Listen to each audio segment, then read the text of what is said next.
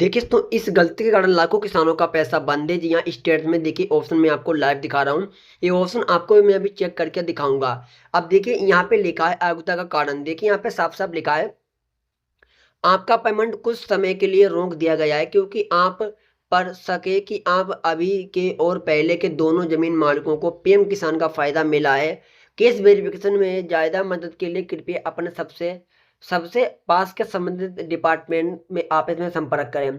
जी दोस्तों, यानी गवर्नमेंट ये कह रही है, आपको समझ में आ गया होगा कि गवर्नमेंट को शक ये है कि जो पहले के दोनों ज़मीन मालिकों को पीएम किसान का फ़ायदा मिला है। जी हाँ, और इसके कारण आपको जो है पेमेंट टेम्पररी कुछ समय के लिए पेमेंट रोक दिया गया है, यहाँ पे देख सकते हो। आपको वेरिफ़िकेशन की आवश्यकता है। जी हाँ, जब आप वेरिफ़िकेशन कराओगे तभी पैसा मिलेगा। तो आज मैं बताऊँगा कि वेरिफ़िकेशन कैसे कराना है और वेरिफ़िकेशन कराने से पहले आपको क्या-क्या दस्तावेज़ ले जाने हैं और कहाँ पर वेरिफ़िकेशन कराना है जिससे ये वाला पेमेंट आपका स्टार्ट हो सके, बंद पैसा आपका आना शुरू हो सके। चलिए शुरू कर लेते हैं। देखिए, सबसे पहले आप अपना आधार कार्ड की फ़ोटोकॉपी करा लीजिए। जी हाँ, बैंक पासबुक की फ़ोटोकॉपी करा लीजिए और ये जो पीएम किसान का स्टेटस है, इस पीएम किसान के स्टेटस को निकलवा लीजिए। जी हाँ, किसी जन सेवा केंद्र में जाओगे, निकल जाएगा। 3 दस्तावेज़ हो गए। एक दस्तावेज़ की आपको और ज़रूरत पड़ेगी, जिसका है खतौनी। जी हाँ, खतौनी आपके नाम पर होनी चाहिए। ये खतौनी अगर आपके नाम पर नहीं होगी, तो फिर आपका पैसा आपके अकाउंट में नहीं आएगा।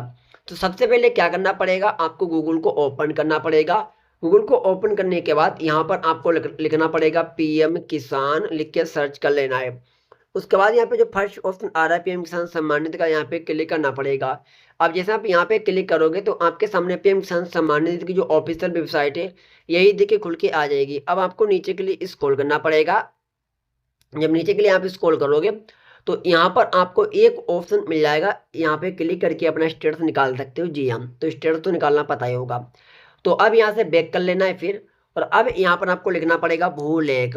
भूलेख लिखने के बाद जिस भी आप स्टेट से रहते हो, आपको अपनी स्टेट का नाम को देना पड़ेगा। जिसमें यूपी लिखता हूँ मैं, भूलेख यूपी से हूँ तो मैं यूपी यहाँ पे लिखे लेते हैं। जी हाँ, और उसके बाद यहाँ पे देखिए जो फर्स्ट ऑप्शन आ रहा है, इसी पे आपको क्लिक करना पड़ेगा। अब जैसे आप यहाँ पे क्लिक करोगे तो आपके सामने यहाँ पे जो ऑफिशियल वेबसाइट है, bolek.gov.in की, यही आपके सामने यहाँ पर खुलेगी। और अब आपके सामने इस तरीके से पेज देखिए खुलेगा।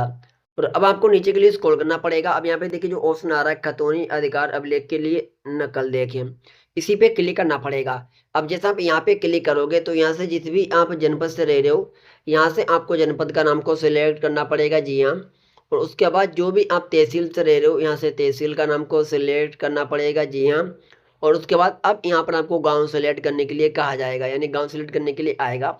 और यहाँ से आपको गांव को सिलेक्ट करना पड़ेगा, जो भी गांव है गांव को यहाँ पे सिलेक्ट कर लीजिए। जी हाँ, और उसके बाद अब आपके सामने यहाँ पे अगला पेज खुलेगा। अब यहाँ पे देखिए कई सारे ऑप्शन आ रहे हैं। अब यहाँ पे जो ऑप्शन आ रहा है देखिए, खातेदार संख्या से खोजें और खातेदार के नाम द्वारा खोजें। अब जो ऑप्शन आ रहा है इसी पे क्लिक करना पड़ेगा। जी हाँ, यहाँ पे जैसे आप क्लिक करोगे तो यहाँ पे थोड़ा सा आपको नाम को देना पड़ेगा। जी हाँ, और खोजे पर क्लिक करना है। क्लिक करने के बाद अब दोस्तों यहाँ पर आपके सामने सभी किसान आ जाएंगे आपके गाँव के। जी हाँ, और यहाँ से आपको अपना नाम को ढूंढ लेना है। नाम को ढूंढने के बाद अब यहाँ पे जो ऑप्शन आ रहा है उदाहरण देखें, इसी पे क्लिक करना पड़ेगा। अब जैसे आप यहाँ पे क्लिक करोगे तो अब आपके सामने देखिए इस तरीके से पूरा का पूरा इंतखाब, आपकी पूरी खतौनी आ जाएगी। जी हाँ, इस खतौनी को आपको प्रिंट करना पड़ेगा। प्रिंट करने के बाद इसी में सभी दस्तावेज को लगा लेना है, आधार कार्ड और आपका पीएम किसान का स्टेटस और बैंक पासबुक, 4 दस्तावेज हो जाएंगे इसके सहित।